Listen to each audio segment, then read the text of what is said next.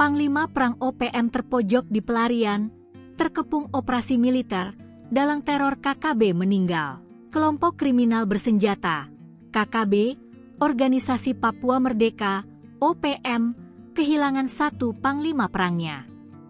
Markas Pusat Tentara Pembebasan Nasional Papua Barat, TPNPB, OPM menerima laporan jika Panglima KKB Undius Kogoya dinyatakan meninggal dunia. Sekian lama dikepung oleh aparat TNI dan Polri, Panglima Perang OPM tersebut tutup usia.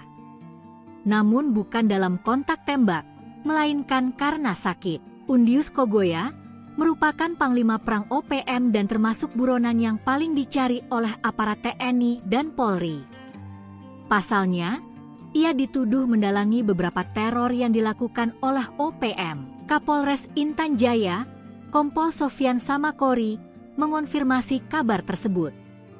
Sebelum meninggal, Undius sempat berpindah-pindah lokasi. Hal itu karena ia disinyalir terus terkepung oleh operasi militer TNI dan Polri yang membidiknya.